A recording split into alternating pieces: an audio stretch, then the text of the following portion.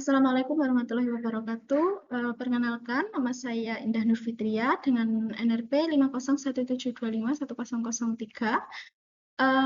Pada presentasi sebelumnya, kita sudah membahas bagaimana pelapukan itu memecah batuan menjadi material yang lebih kecil dan bagaimana erosi itu memindahkan material tersebut melalui air, angin, dan juga es.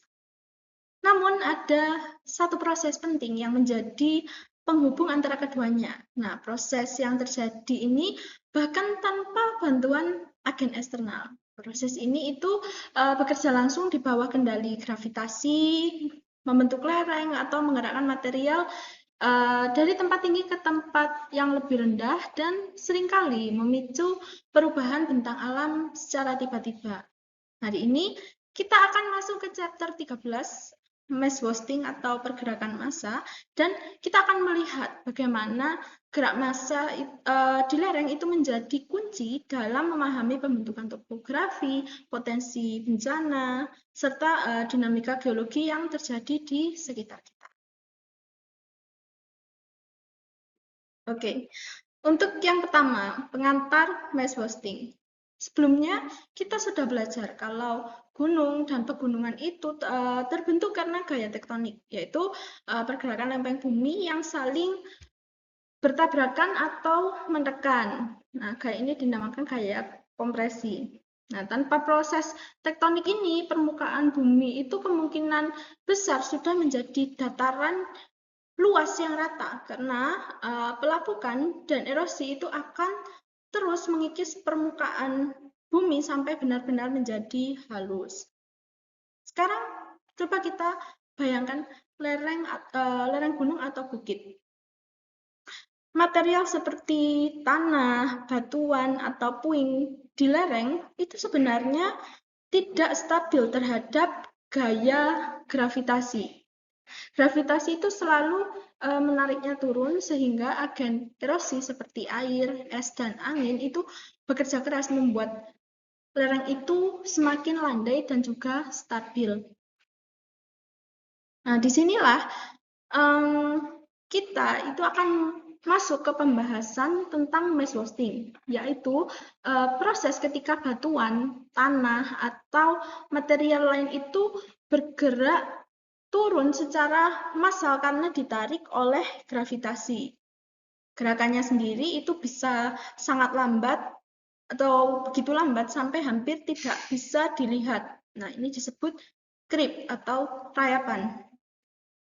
Tapi bisa juga sangat cepat dan merusak seperti longsor besar yang sering kita lihat-lihat di berita, ataupun longsor yang mungkin bagi mahasiswa seperti saya yang tinggal di daerah Malang Kabupaten itu akan sering melihat longsor besar. Nah, istilah landslide sebenarnya itu terlalu umum karena tidak menjelaskan prosesnya. Ada jenis gerakan yang lebih spesifik seperti earth flow atau aliran tanah dan juga rock slide atau geseran batuan. Jadi mass wasting sendiri itu memiliki banyak bentuk dan juga mekanisme. Nah, yang membuat mass wasting itu penting untuk dipelajari adalah karena mass wasting sendiri itu memiliki dampak yang besar bagi manusia. Ada longsor besar yang menghancurkan rumah dan menelan korban jiwa, tapi ada juga efek kecil yang kadang tidak kita sadari, seperti pagar atau tiang listrik yang perlahan-lahan itu miring karena adanya creep, ataupun yang besar seperti yang di awal tadi.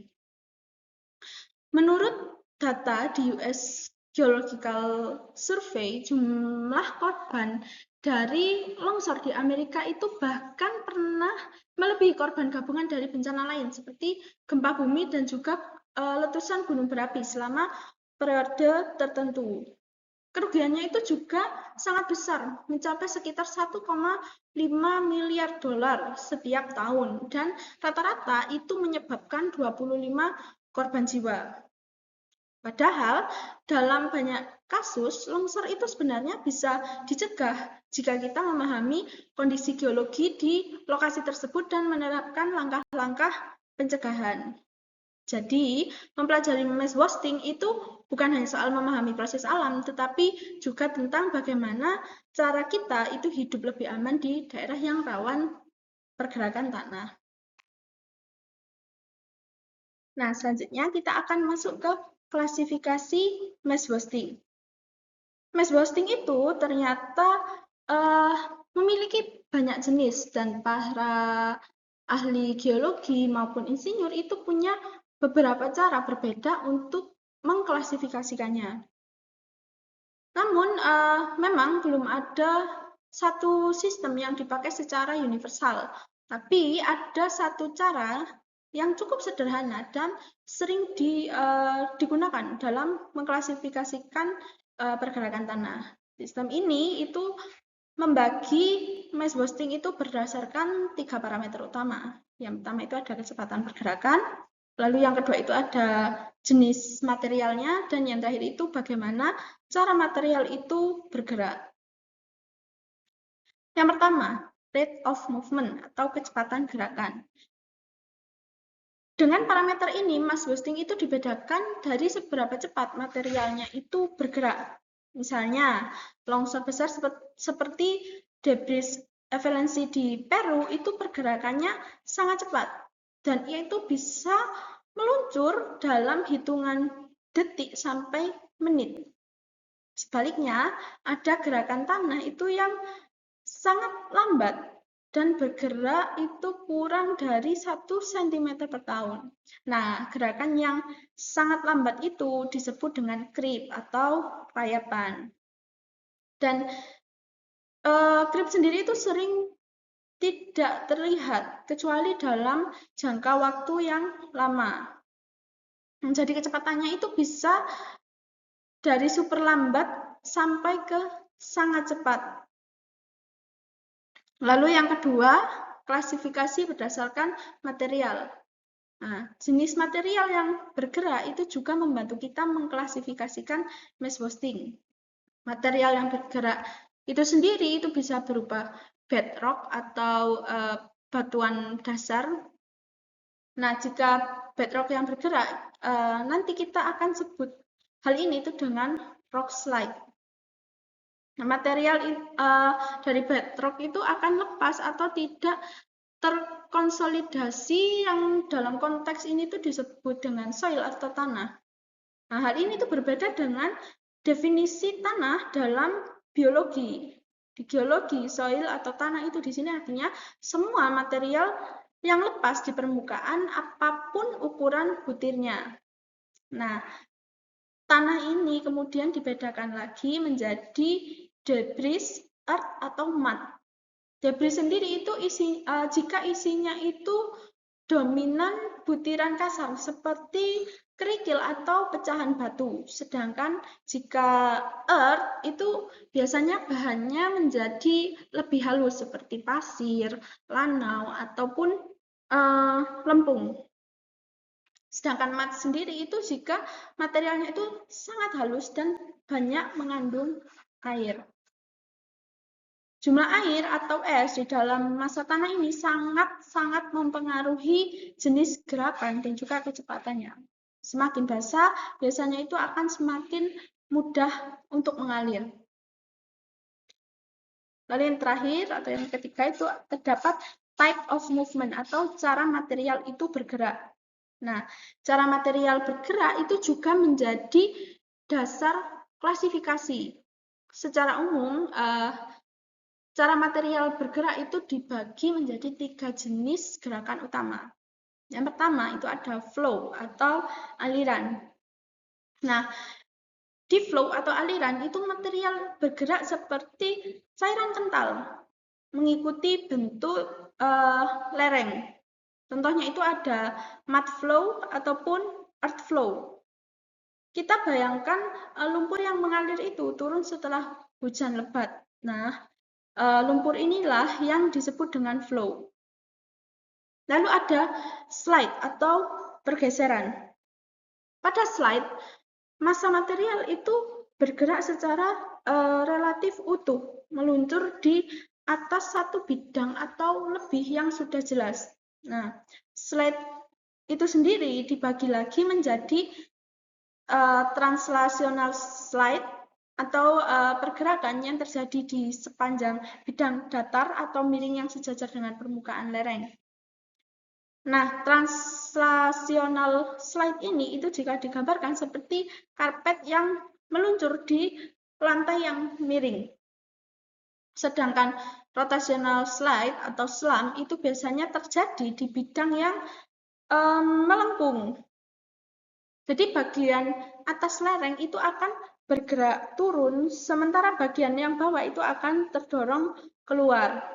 Nah, dalam gambar itu biasanya terlihat seperti lengkungan besar dengan permukaan melawan arah dalam. Lalu ada fall atau jatuhan bebas. Nah, gerakan ini itu terjadi ketika material itu jatuh bebas atau memantul dari tebing, atau bisa ditunjukkan di gambar ini. Misalnya ada batu yang tiba-tiba lepas dari tebing yang curam dan jatuh ke bawah. Nah, pada gambar itu biasanya digambarkan sebagai batu-batu yang langsung terjun dari suatu tebing yang vertikal, seperti pada gambar di bawah ini. Di sini terlihat bahwasanya batu itu terlepas dari tebing yang curam. Lalu apa faktor pengaruh dari mass wasting? Ketika kita berbicara tentang mass wasting, kita sebenarnya sedang membahas bagaimana tanah, batu, dan puing itu bisa bergerak menuruni lereng hanya karena gaya gravitasi. Nah, pergerakan ini itu tidak terjadi begitu saja. Ada berbagai faktor yang saling bekerja dan membuat suatu lereng itu stabil atau justru sangat mudah longsor. Nah, kita mungkin selama ini bertanya-tanya, mengapa longsoran sendiri itu bisa terjadi? Nah, salah satu contoh terkenal adalah longsoran besar di Peru. Jika kita melihat rangkaian faktor penyebabnya, kita bisa membayangkan bagaimana kondisi lereng pada saat itu. Pertama, kita bisa membayangkan bahwa terjadinya longsor besar di Peru itu pasti lerengnya sangat curam. Kita bayangkan, kita berdiri di tebing yang kemiringannya hampir tegak lurus atau sedikit gangguan saja itu pasti sudah membuat materialnya itu mudah bergerak. Lalu yang kedua, reliefnya itu pasti sangat tinggi, yang artinya jarak vertikal antara puncak gunung dan juga dasar lembah itu pasti ada gap yang sangat besar. Hal ini juga membuat material itu jatuh bebas dalam jarak yang panjang, sehingga ia itu bisa mengumpulkan kecepatan dan juga momentum yang besar. Lalu yang ketiga, di dalam masa longsor itu pasti ada air ataupun es. Nah, gabungan dari air dan es ini itu akan menambah beban atau massa material dan sekaligus itu membuatnya menjadi lebih cair, sehingga ketika ia bergerak kecepatannya itu pasti akan meningkat dengan sangat drastis. Lalu yang keempat, jalur longsor itu pasti dipenuhi oleh material-material yang mudah lepas seperti batuan dan puing yang sudah tidak terkonsolidasi lagi. Nah, begitu material utama itu bergerak, semua puing di jalurnya itu pasti akan ikut terseret. Nah, di titik awal longsor, jika tidak ada vegetasi yang akannya mengikat tanah, itu juga pasti akan memperparah potensi longsor. Karena tanpa akar, tanah itu pasti jauh lebih mudah bergeser. Dan yang terakhir, faktor pemicu utamanya itu adalah gempa bumi. Nah, meskipun tanpa gempa, longsor itu mungkin akan tetap terjadi. Getaran dari gempa itu juga membuatnya menjadi peristiwa yang sangat cepat dan juga destruktif. Jadi gempa bumi itu juga bisa mempercepat adanya pergerakan massa tanah. Lalu yang kedua, peranan bidang lemah dalam batuan. Jika gerakan mass wasting itu terjadi pada batuan, bukan hanya tanah, maka orientasi bidang lemah seperti rekahan, foliasi, atau bidang perlapisan itu menjadi sangat penting. Bila bidang-bidang miring itu miring ke arah ruang bebas, maka batuan itu dapat meluncur seperti ubin kaca yang disandarkan pada papan yang miring. Jadi lintasannya itu akan menjadi sangat licin dan juga minim hambatan. Lalu yang ketiga itu ada pengaruh iklim terhadap stabilitas lereng. Iklim itu juga memegang peranan yang sangat penting dalam mempengaruhi pergerakan massa tanah. Di daerah yang jarang hujan namun sesekali mengalami hujan yang sangat deras, tanah pada lereng itu bisa tiba-tiba menjadi jenuh terhadap air dalam waktu yang sangat singkat. Nah, tanah yang biasanya kering dan kurang vegetasi itu akan langsung melunak, dan ketika air itu masuk dengan cepat, material itu pastinya akan mudah bergerak. Sebaliknya, jika di daerah yang hujannya sering tetapi intensitasnya rendah, vegetasinya itu tumbuh lebih subur, akar-akar tanaman ini pasti akan memberikan tambahan kekuatan pada lereng, sehingga vegetasi ini itu bisa menahan kemungkinan longsor. Lalu bagaimana di iklim yang dingin, yang terdapat siklus membeku dan mencair? Nah, di iklim dingin, siklus membeku dan mencair itu pastinya akan membantu mendorong material, namun tidak secara cepat. Mungkin dia akan perlahan-lahan turun. Namun, jika case-nya itu seperti sekarang ini, di mana terdapat pemanasan global atau global warming, pastinya siklus membeku dan mencair ini tidak akan mendorong material secara perlahan-lahan, namun dia bisa menjadi sangat cepat, seperti longsor yang terjadi di Blatten, New Zealand. Di sana terjadi pencairan es yang sangat cepat, sehingga tanah-tanah di sana itu menjadi jenuh air dan tidak dapat lagi menahan massa tanah itu sendiri, sehingga massa tanah itu akan bergerak dengan sangat cepat turun ke arah bawah bukit atau pegunungan. Lalu yang keempat ada peranan gravitasi. Nah, ini dijelaskan pada gambar yang ini. Di gambar 13.2. Nah, untuk memahami lebih teknis bagaimana gravitasi itu mempengaruhi pergerakan material, kita akan melihat gambar ini. Nah, di sini itu ditunjukkan sebuah blok batu yang berada di lereng. Gaya gravitasi yang bekerja pada blok itu bisa dibagi menjadi dua, yaitu ada gaya normal yang menekan blok ke arah permukaan lereng, lalu juga ada gaya geser, yaitu komponen gaya yang menarik blok itu menjauh ke bawah lereng.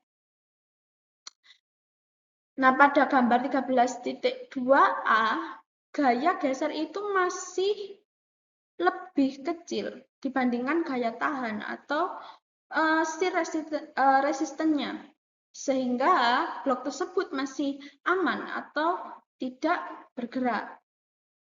Namun pada gambar 13.2b itu digambarkan situasi ketika gaya tahan itu menjadi lebih kecil dibandingkan dengan gaya geser yang ada. Nah, misalnya karena air masuk dan mengurangi yang namanya friksi.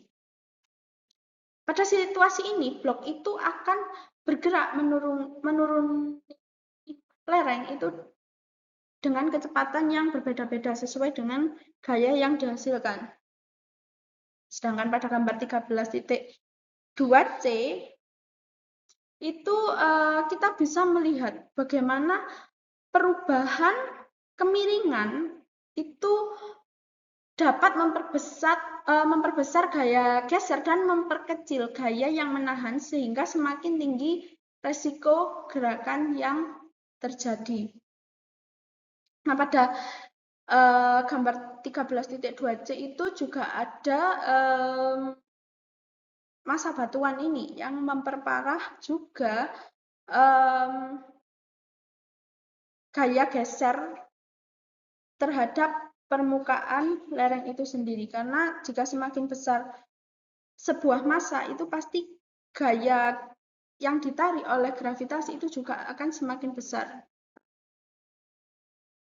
Lalu ada perilaku tanah. Nah, konsep yang sama itu diterapkan pada tanah. Gerakan material tanah itu ditentukan oleh yang disebut dengan shear strength, yaitu kemampuan tanah untuk tetap berada di tempatnya. Nah, shear strength itu sendiri itu dipengaruhi oleh kohesi material, gesekan antar partikel, tekanan pori air, dan kekuatan akar tanaman. Jika shear strength itu lebih kecil dari gaya geser, tanah itu juga akan meluncur atau mengalir. Lalu yang selanjutnya itu ada peran air. Nah, ini peranan air itu dapat dilihat dari gambar 13.3. Air sendiri adalah faktor yang paling drastis pengaruhnya. Pada gambar ini itu kita bisa melihat ilustrasi bagaimana air itu mengisi ruang di antar butir tanah. Jadi dia mengisi ruang-ruang atau celah-celah yang berada di antara butir-butir tanah. Karena tanah sendiri itu kita tidak membayangkan tanah itu padat, tapi ia memiliki rongga-rongga kecil yang bisa terisi oleh air. Nah, jika tanah itu hanya sedikit basah, air itu dapat membentuk lapisan tipis yang menghasilkan surface tension. Tegangan ini itu membantu mengikat partikel. Nah, itulah mengapa kita bisa membangun sandcastle dengan pasir yang sedikit basah. Sebaliknya, jika tanah itu jenuh air pastinya akan mendorong butiran tanah itu saling menjauh, sehingga ia akan menghilangkan friksi. Nah, pada kondisi ini, tanah itu akan menjadi lembek dan juga mudah bergerak. Nah, inilah yang terjadi pada mud flow. Dengan kata lain, sedikit air itu dapat memperkuat lereng. Tetapi jika kita pada sebuah lereng itu terlalu banyak air, itu bisa menghancurkan kestabilan yang ada pada tanah di lereng tersebut. Lalu yang selanjutnya ada jenis-jenis pergerakan massa tanah. Oke. Yang paling umum tetapi sering tidak terlihat, creep atau soil creep. Nah, creep atau soil creep itu berbeda dari longsor besar yang tampak jelas. Creep sendiri itu didefinisikan sebagai gerakan tanah yang sangat lambat dan terjadi sedikit demi sedikit tetapi terus berlangsung. Nah, creep sendiri itu biasanya pergerakannya kurang dari 1 cm per tahun. Karena gerakannya itu begitu kecil, kita tidak bisa melihatnya secara langsung. Creep itu hanya bisa dikenali jika kita membandingkan kondisi lereng itu setelah berbulan-bulan ataupun bertahun-tahun. Di banyak kasus, creep bahkan hanya bisa terjadi di lereng yang hampir datar, selama gaya gesernya itu sedikit saja lebih besar dari gaya yang menahan tanah. Nah, kita bertanya-tanya, lalu bagaimana kita tahu creep itu sedang terjadi? Nah, pada gambar itu kita bisa melihat beberapa tanda khas adanya creep. Yang pertama, itu pohon tumbuh miring, tetapi bagian atasnya itu kembali melengkung ke atas untuk mencari cahaya matahari atau pada bagian lereng dia itu akan miring, tetapi di bagian batang menengah ke atas itu dia akan mencari arah tumbuhnya sesuai dengan arah datangnya sinar matahari. Lalu ada juga pagar ataupun tiang listrik yang membengkok. Itu biasanya juga menandakan terjadinya creep. Nah, lalu juga ada lapisan tanah atau rumput yang jika dia kelihatannya bergelombang atau tidak rata itu juga menjadi salah satu ciri-ciri terjadinya creep. Nah, creep sendiri itu terjadi karena tanah di bawahnya itu perlahan-lahan merayap mengikuti gaya gravitasi. Lalu apa faktor-faktor yang menyebabkan terjadinya creep? Faktor terjadinya creep sendiri itu dipengaruhi dua faktor utama. Yang pertama itu ada kandungan air di tanah. Seperti yang sudah dijelaskan tadi, tanah yang basah itu pasti lebih mudah bergerak. Nah, ketika air itu memenuhi ruang pori, tanah itu menjadi lebih berat dan friksinya menurun. Sehingga pergeseran kecil itu bisa mulai terjadi dari waktu ke waktu. Namun, akar tanaman, terutama rumput, itu biasanya membantu menahan tanah agar creep itu tidak terlalu cepat.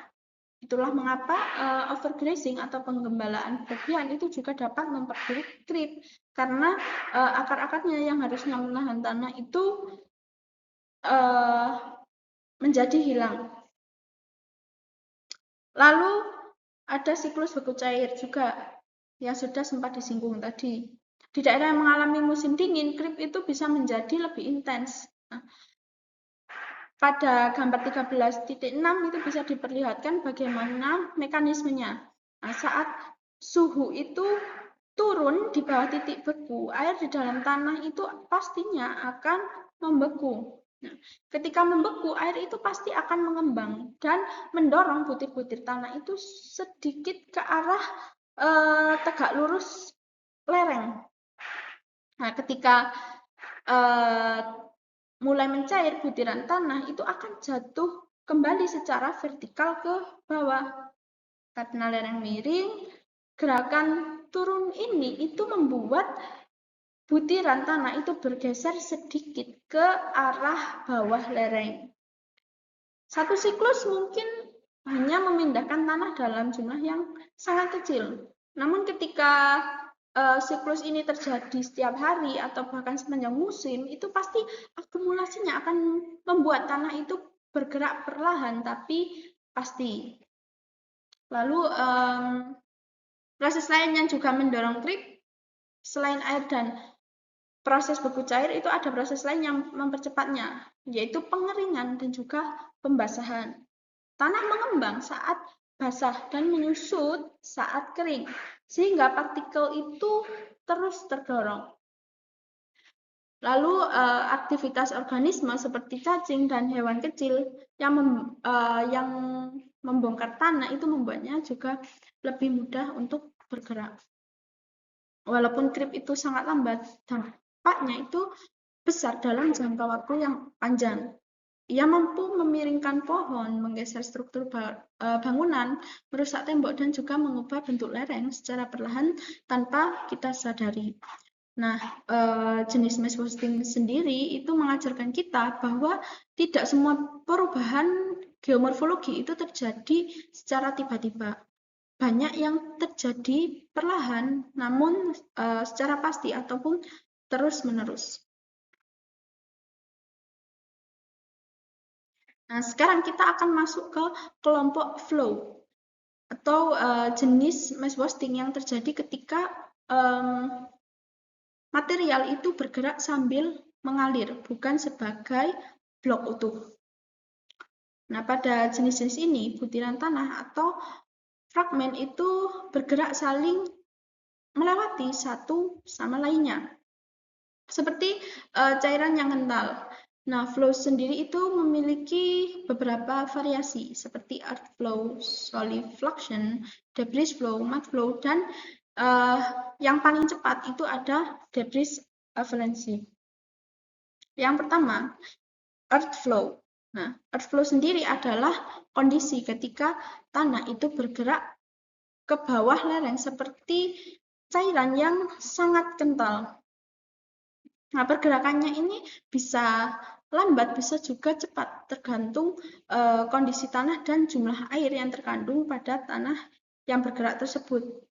Nah, earth flow itu biasanya terjadi di lereng yang memiliki lapisan tanah yang tebal dengan kandungan butiran yang halus, misalnya lempung, dan sering terjadi setelah hujan deras, yang membuat tanah tersebut itu menjadi sangat jenuh terhadap air.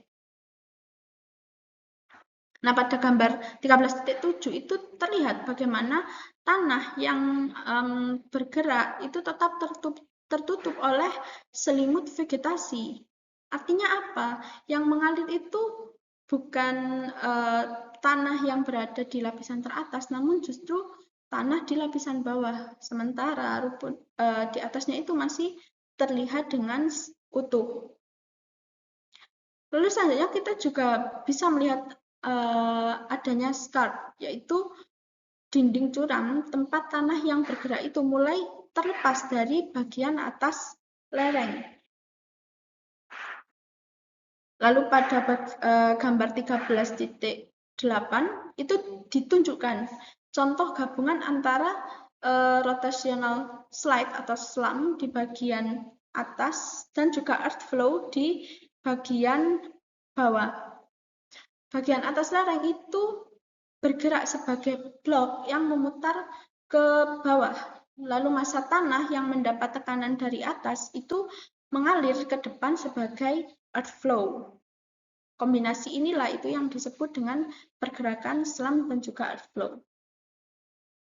Kasus nyata peristiwa ini adalah tragedi La Conchita di California.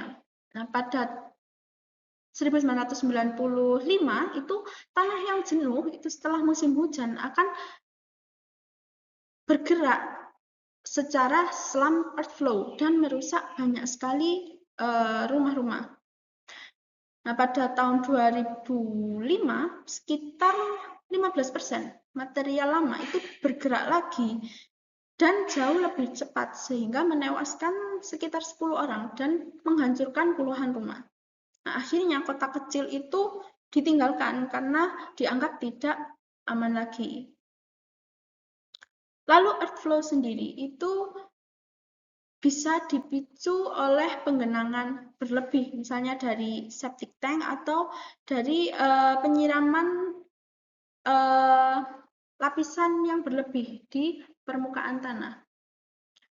Salah satu contoh ekstrim adalah ketika seseorang lupa mematikan sprinkler sebelum pergi liburan. Nah, hasilnya itu seluruh halaman dan rumahnya itu pasti akan turun bersama dengan earth flow dan menutup jalan raya di bawahnya.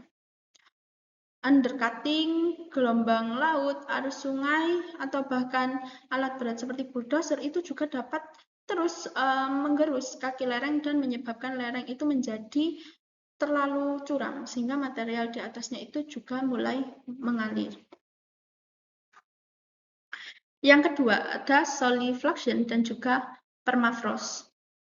Solifluction sendiri adalah jenis flow yang sangat khas terjadi di daerah dingin, terutama di wilayah yang memiliki permafrost. Nah, solifluction itu terjadi ketika tanah yang jenuh air itu mengalir di atas lapisan yang tidak tembus air. Lapisan kedap ini itu bisa berupa bedrock ataupun permafrost. Permafrost sendiri adalah tanah beku permanen yang berfungsi atau berlaku seperti beton yang keras. Pada gambar 13.9 itu terlihat lapisan tanah yang atas itu mencair saat musim panas dan menjadi jenuh air. Namun air itu tidak dapat turun karena terhalang oleh permafrost. Akibatnya tanah itu menjadi basah di antara vegetasi dan juga permafrost. Hal ini yang menyebabkan tanah itu mulai meluncur perlahan di lereng, menarik vegetasi-vegetasi yang ada bersamanya dan membentuk permukaan yang berkerut serta Hamokilop di sekitar kaki lereng. Lalu juga pada gambar itu biasanya ditunjukkan bagaimana bangunan atau jalan itu bisa rusak ketika permafrost itu mencair. Salah satu contoh terkenal itu ketika jalan untuk proyek Alaska Pipeline itu dibangun pada musim dingin. Setelah musim panas, tiba-tiba permafrostnya itu mencair. Nah, jalan itu berubah menjadi kubangan lumpur sepanjang ratusan kilometer dan tidak bisa dipakai lagi. Yang selanjutnya itu ada debris flow. Debris flow sendiri itu didefinisikan sebagai aliran material tanah yang didominasi oleh butiran besar seperti kerikil, bongkah, atau bahkan batu besar. Nah, debris flow itu bisa bergerak seperti earth flow secara pendek dan juga lambat. Tetapi jika airnya itu banyak, debris flow itu dapat berubah menjadi sangat cepat dan menyapu jauh seluruh alur yang berada di dekat dengan sungai.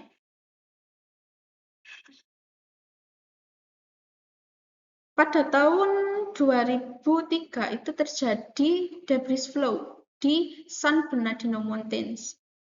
Nah, peristiwa ini tuh terjadi setelah musim panas yang sangat kering yang memicu kebakaran hutan besar, menghilangkan seluruh vegetasi yang harusnya itu menahan air dan juga tanah. Nah, ketika hujan deras itu datang di bulan Desember, lereng-lereng tanpa akar tanaman itu pasti langsung melepas debris flow yang sangat mematikan. Salah satunya itu menghancurkan sebuah perkemahan gereja dan menewaskan sekitar 14 orang. Nah, peristiwa ini itu merupakan contoh jelas bagaimana atmosfer, geosfer, biosfer, dan juga hidrosfer itu saling berinteraksi dalam menghasilkan sebuah bencana. Lalu ada mud flow. Mud flow sendiri itu adalah campuran air dan tanah halus atau lempung dan juga lanau yang mengalir seperti milkshake yang kental. Biasanya mud flow itu akan turun mengikuti lembah atau alur sungai. Nah, pada gambar itu biasanya terlihat bagaimana mud flow itu akan bergerak sepanjang aliran. Alirannya sendiri itu menyerupai aliran sungai, tetapi jauh lebih viskos. Walaupun bergerak lebih lambat dari air, mud flow itu dapat membawa benda yang jauh lebih berat, seperti bongkahan yang besar, mobil, atau bahkan kereta. Nah, untuk mud flow sendiri itu kapan terjadi? Mud flow sendiri itu dapat terjadi ketika terjadi hujan deras yang tiba-tiba membasahi tanah gersang di daerah yang kering. Lalu juga bisa terjadi setelah kebakaran hutan yang menghancurkan vegetasi penahan tanah, seperti yang terjadi di contoh yang kita berikan tadi. Di gunung api muda yang dipenuhi oleh abu vulkanik, misalnya di Gunung Pinatubo, itu mud flow berlangsung lebih dari 1 dekade setelah erupsi. Lalu di Gunung St. Helens dan juga Nevado del Ruiz, mud flow itu dapat menghancurkan kota dan menewaskan sekitar 23.000 orang. Baik, izin melanjutkan. Lalu yang kelima itu ada debris avalanche. Nah, ini adalah jenis flow yang paling cepat dan paling destruktif. Nah, debris avalanche sendiri itu merupakan massa material yang bergerak sangat cepat dengan campuran debris, air, dan juga udara. Gerakannya itu bisa sangat turbulen dan kecepatannya itu dapat mencapai ratusan kilometer per jam. Contoh yang paling terkenal itu ada debris avalanche yang menimbun kota Yungay di Peru, di mana gunung es raksasa dan batuan itu meluncur dengan kecepatan yang luar biasa setelah dipicu adanya gempa. Beberapa geolog itu berpendapat bahwa kecepatan ekstrim ini disebabkan oleh cushion of air di bawah material. Tetapi pendapat lain itu juga ada yang mengatakan bahwa massa material itu terlalu turbulen untuk itu. Jenis-jenis flow itu menunjukkan bahwa ketika air masuk ke dalam sistem tanah dan batuan, seluruh dinamika lereng itu bisa berubah drastis dari gerakan lambat seperti earth flow hingga kecepatan ekstrim seperti debris avalanche. Air, gravitasi, dan kondisi geomorfologi itu menentukan apakah sebuah lereng itu stabil atau dapat berubah menjadi bencana. Selanjutnya itu ada rock slide dan juga rock avalanche. Jika rockfall itu jatuh bebas, rock slide itu bergerak dengan cara meluncur di atas bidang lemah di dalam batuan. Nah, misalnya pada bidang perlapisan, rekahan besar, ataupun foliasi. Nah, jika kecepatannya itu makin tinggi dan massa batu itu pecah menjadi beberapa fragmen, maka pergerakan itu dapat berubah menjadi rock avalanche. Nah, rock slide. Rock slide itu terjadi ketika blok besar sebuah batuan itu meluncur turun secara cepat mengikuti bidang lemah yang miring. Bidang ini itu bisa berupa bedding plane atau batuan sedimen, lalu foliasi pada batuan metamorf atau juga rekahan besar. Rock slide sendiri itu biasanya dipicu oleh hujan lebat yang meresap ke dalam rekahan, undercutting oleh erosi, pembangunan jalan, atau bendungan yang membuat kaki lereng itu terpotong. Contohnya di Gross Ventre, Wyoming, itu terlihat bagaimana air hujan itu meresap ke lapisan batuan dan membasahi shell di bawah sandstone. Shell yang basah itu pastinya akan kehilangan kekuatan geser dan berperan seperti pelumas, sehingga lapisan batuan di atasnya pasti akan meluncur turun ke lembah. Nah, slide sendiri ini menciptakan danau bendungan alami yang kemudian jebol 2 tahun kemudian dan menewaskan penduduk di desa Kelly. Selanjutnya itu ada rock avalanche. Rock avalanche itu adalah tahap yang lebih ekstrem dari rock slide karena materialnya itu sangat banyak, sangat hancur, sangat cepat, dan bergerak seperti awan padat yang sangat turbulen. Kecepatannya itu bisa mencapai lebih dari 100 km per jam dan mampu mengisi lembah serta menimbulkan bencana yang lebih besar. Hal ini seperti yang terjadi pada tragedi Veien di Italia pada tahun 1963.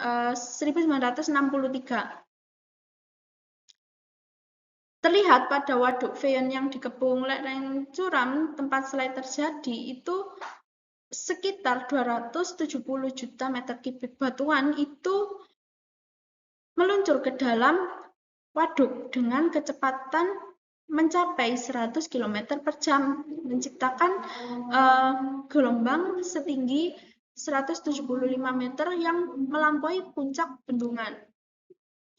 Nah, air inilah yang kemudian membunuh ribuan orang-orang yang ada di desa di bawah waduk. Bendungannya sendiri itu tidak runtuh, tetapi para insinyurnya itu dinyatakan bersalah karena mengabaikan potensi bahaya geologis yang ada. Dari cerita ini itu menunjukkan peringatan bahwa lereng yang tampak stabil pun itu bisa menjadi mematikan jika air, geologi, dan juga rasa ketidakpedulian itu menjadi satu. Nah, selain terjadi di daratan, gerakan massa itu juga dapat terjadi di bawah laut. Bahkan beberapa longsor bawah laut itu jauh lebih besar, lebih cepat, dan juga lebih destruktif daripada longsor yang pernah terjadi di daratan. Peristiwa ini disebut sebagai underwater landslides atau submarine landslides. Mengapa underwater landslides atau submarine landslides itu bisa terjadi di bawah laut? Di lereng-lereng curam di dasar laut, misalnya pada continental margin, dinding-dinding gunung bawah laut atau sisi pulau vulkanik, itu terkadang endapan sedimen itu menumpuk menjadi sangat tebal. Nah, suatu ketika endapan sedimen yang tebal ini dapat terganggu oleh gempa bumi, aktivitas vulkanik, ataupun ketidakstabilan alami lereng. Massa sedimen itu bisa bergerak turun dalam jumlah yang sangat besar. Nah, pergerakannya biasanya itu disebut sebagai debris avalanche bawah laut atau turbidity current, seperti pada chapter sebelumnya. Yaitu arus sedimen yang meluncur seperti awan lumpur raksasa di dasar laut. Contoh untuk underwater landslide sendiri itu seperti yang terjadi di Nuuanu Debris Avalanche di Hawaii. Salah satu bukti terbesar longsor bawah laut itu ada di sekitar Kepulauan Hawaii. Nah, masanya itu disebut Nuuanu Debris Avalanche dan ukurannya itu mengalahkan semua longsor yang pernah terjadi di daratan. Bahkan luas material yang berserakan itu mencapai sekitar 5.000 km persegi, lebih luas daripada seluruh pulau Hawaii yang ada saat ini. Batu-batu yang terbawa oleh longsor bahkan ada yang lebarnya itu beberapa kilometer. Bayangkan bongkah sebesar gunung kecil yang terlepas itu meluncur ke dalam laut. Nah, longsor ini itu terjadi jauh sebelum ada manusia. Bukti keberadaannya itu ditemukan dari adanya gundukan blok-blok vulkanik raksasa yang kini itu berada ribuan meter di dasar samudra. Lalu ada longsor bawah laut pada tahun 1929 off the coast of Canada. Nah, contoh longsor bawah laut yang sudah terdokumentasi terjadi itu pada tahun 1929 di lepas pantai Newfoundland di Kanada. Nah, longsor ini itu dipicu oleh gempa bumi dan dampaknya itu sangat luar biasa, bahkan sampai terdeteksi oleh manusia, tapi dengan cara yang unik. Longsor tersebut memutus sekitar 12 kabel telepon dan telegraf transatlantik satu persatu. Rekaman waktu terputusnya kabel itu memberi petunjuk arah dan kecepatan gerakan massa sedimen. Setelah dianalisis, diketahui bahwa longsor ini itu berupa turbidity current yang bergerak sejauh lebih dari 700 km dalam waktu 13 jam. Untuk kecepatannya sendiri itu bervariasi antara 15 hingga 60 km per jam. Dan lebarnya itu diperkirakan mencapai 100 km atau setara seperti sebuah kereta sedimen raksasa yang meluncur di dasar samudra. Ini adalah contoh bagaimana teknologi komunikasi zaman itu tanpa sengaja menjadi instrumen ilmiah untuk mendeteksi kejadian geologi yang sangat unik. Lalu juga yang lebih mengkhawatirkan pada penelitian terbaru itu menemukan bahwa ada area endapan sedimen tebal di lepas pantai bagian tengah pantai timur Amerika Serikat yang ternyata sudah tidak stabil. Artinya apa? Jika terjadi pemicu seperti gempa, pelepasan gas metana, atau perubahan tekanan pada endapan, maka daerah ini itu bisa runtuh menjadi giant submarine landslide. Dampaknya tidak hanya terjadi di Amerika, tetapi juga bisa menjalar jauh. Karena gerakan massa sebesar itu dapat memicu tsunami raksasa. Nah, tsunami tersebut berpotensi mencapai pantai Amerika Utara dan juga Eropa dengan skala kerusakan yang sangat besar. Nah, hal ini itu menunjukkan bahwa dinamika lereng bawah laut itu bukan hanya soal geologi, tetapi juga menyangkut resiko global. Sebagai penutup, ada satu hal penting yang perlu kita garis bawahi.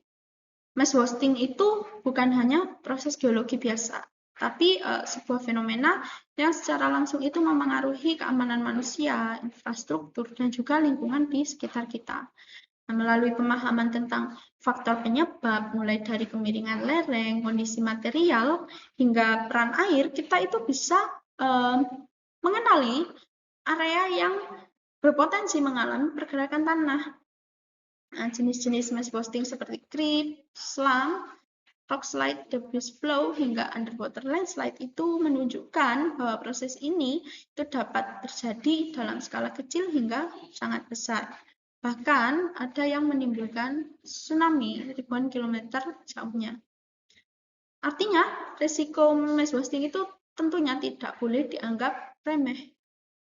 Karena itu, upaya pencegahan itu menjadi sangat krusial. Nah, rekayasa teknik seperti pembangunan retaining wall dengan sistem drainase, pembuatan terasering, revegetasi, hingga pemantauan real time adalah bentuk usaha agar kita dapat hidup berdampingan dengan lereng secara aman. Pada akhirnya, pencegahan terbaik itu tetap dimulai dari pemahaman geologi lokasi sebelum membangun, sehingga keputusan yang diambil itu tidak hanya aman tetapi juga berkelanjutan. Dengan memahami proses, jenis, dampak, dan upaya mitigasinya, kita tidak hanya mempelajari geologi, tetapi juga belajar bagaimana melindungi lingkungan dan keselamatan manusia. Sekian presentasi yang dapat saya sampaikan. Terima kasih atas perhatiannya. Jika ada kurang lebihnya, saya memohon maaf yang sebesar-besarnya. Saya Indah Nur Fitria. Wassalamualaikum warahmatullahi wabarakatuh.